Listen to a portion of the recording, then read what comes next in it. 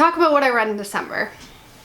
I didn't have the best reading month in December, but I didn't really have the worst either. I read a lot of smut and then a couple other novels that I need to pick up. I feel like I was going through a bit of a reading slump, but I got back into it by picking up some erotica because that's what I'm always into. The first thing I read in December was The Foxhole Cord by Nora Sakavic. This seems to be a cult favorite or cult something here on YouTube. This is the first book in the All the Game series, or All of the Game series? All for the Game? Something like that.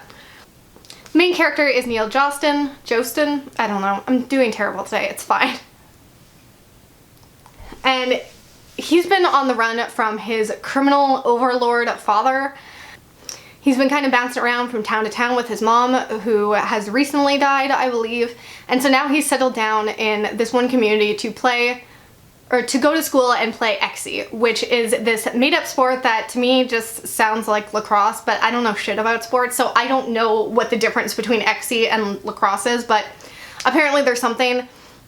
It's hella violent, that's the only thing I know. But this guy reaches out and wants Neil to join his team called the Foxes.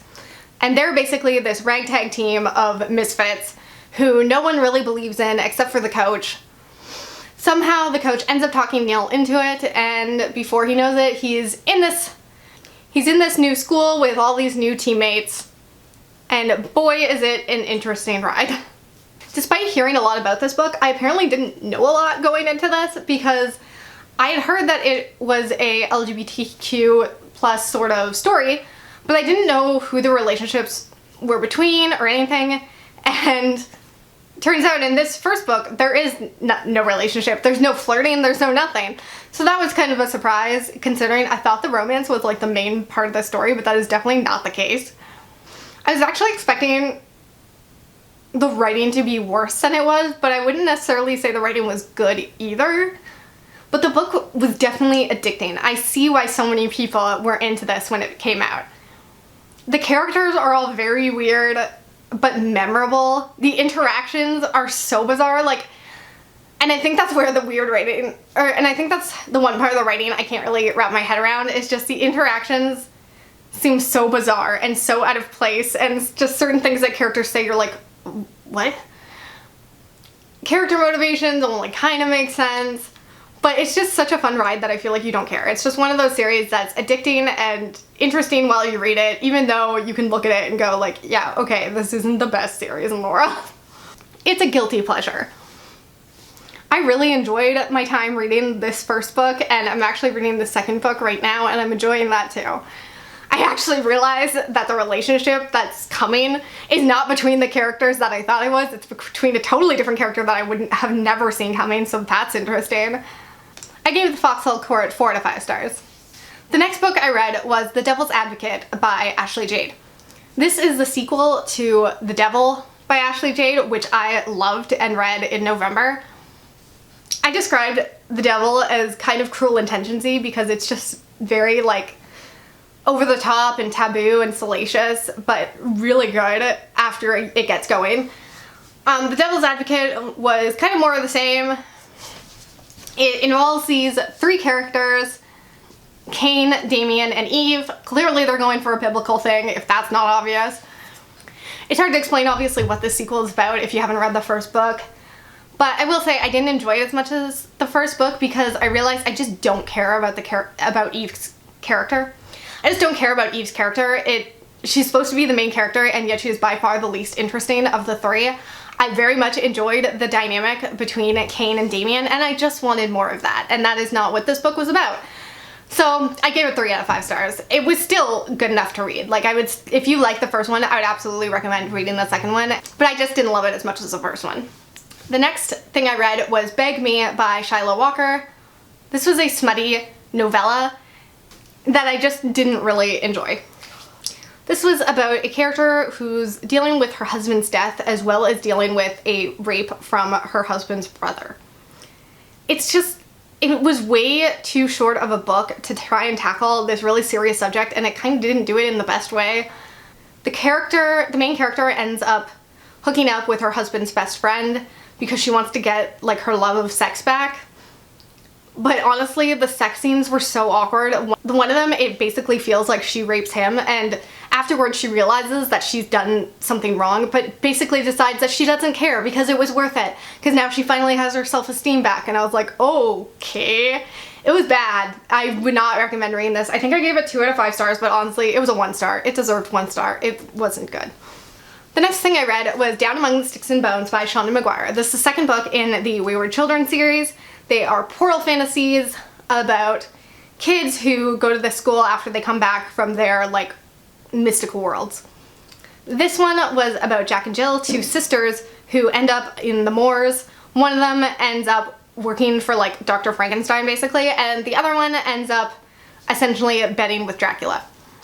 I loved this. I didn't love Every Heart a Doorway as much as I thought I would, but I totally loved the second one.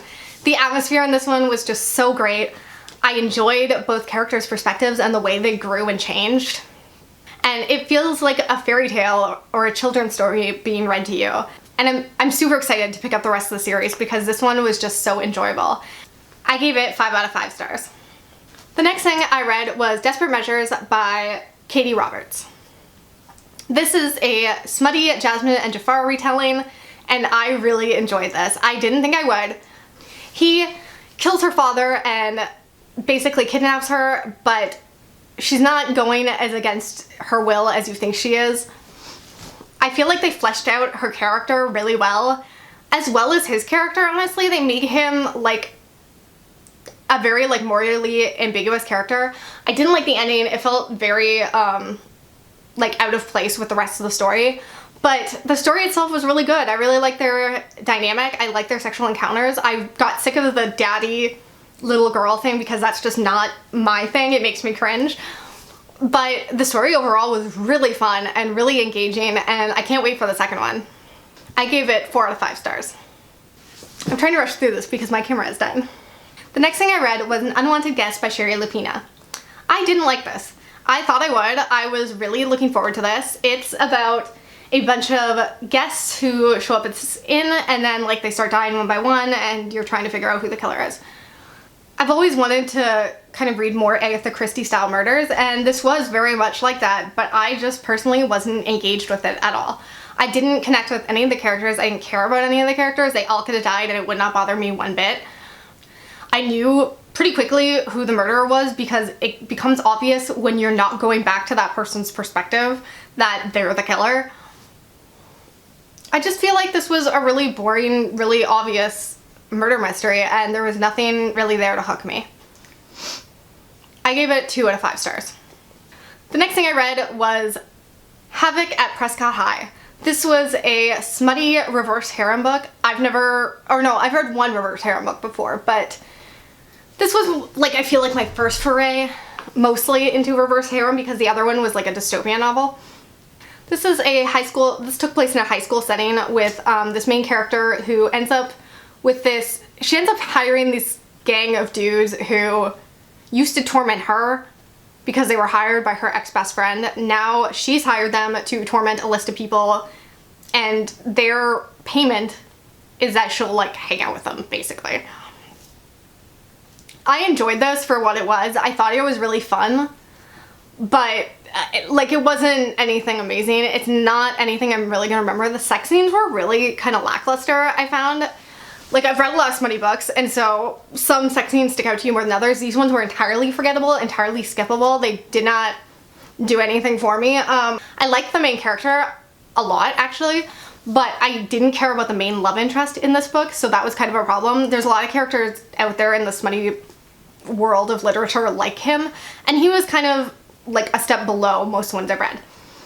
I also didn't like a lot of the other love interests, so that was kind of a problem. I was kind of annoyed that I was like, hey, I thought this was a reverse harem. Why isn't she hooking up with more people? The two dudes that I'm the most interested in, I feel like she has the least amount of interaction with. If there's a book that comes out with her and Oscar, I will read that shit so fast, or with her and Callum. Love him. But yeah, everyone else I just wasn't that into. So I will read the second book in the series and see if it does anything else for me, because it was like an easy, good read, but it wasn't anything to write home about. and I gave this 3 out of 5 stars. The next smutty book I read was Arranged by R.K. Lilley.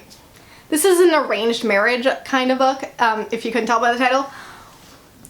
The main character decides to marry this dude, and they each kind of get forced into this marriage of convenience for their own reasons.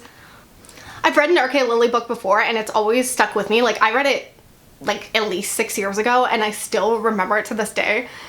So I really wanted to pick up something else by her, and I loved this one.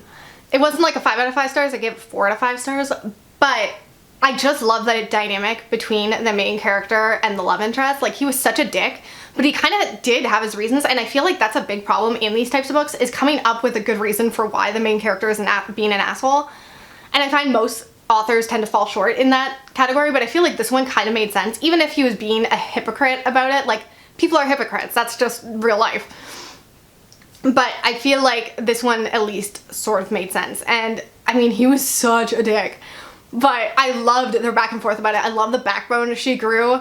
I love the hate to love, and this was a really good example of one. The sex scenes were pretty good. I really wish the ending was a little different, because I hate like the whole forced happily ever after thing, and I feel like this one would have been a great example of a girl walking away and being like, fuck you, I don't need you. I just feel like the story was really well plotted out, if that makes sense. I feel like all the complications were real complications. They weren't just like contrivances and stupidity.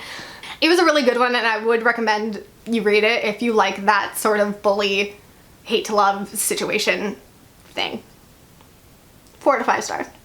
I'll totally read more R.K. Lilley in the future. And the last book I read of 2019 was The Shining by Stephen King. I read like half of this a while ago, decided to finish the other half in December. I'm just happy I've done it. I'm pretty sure everyone knows what this is about. I didn't love it. I didn't hate it. This goes right in the middle of like the King reads that I've had. I get that this is kind of a character study about him, and I think as a character study it works. But I also just hated him like the entire time, and so I don't enjoy being in a character's head who I hate. I'm fine with watching movies about characters I hate, about shows watching shows about characters I hate, but in books I just don't enjoy it. And so I found this a really tough book to get through because I just hated him so much. He justifies so much bullshit, and it just gets to be really annoying. I also found most of the horror scenes really laughable, because while I understand that they're mostly from a kid's perspective, it's still hard to take it seriously when it's like a hose that's coming after him or hedge animals. So a lot of the horror just didn't hit home for me. I found a lot of it really boring. This wasn't for me. Most of Stephen King isn't. I gave this 3 to 5 stars. It was a middle of the road Stephen King book for me. Those were all the books I read in December, and I got this done before my battery died. Bye.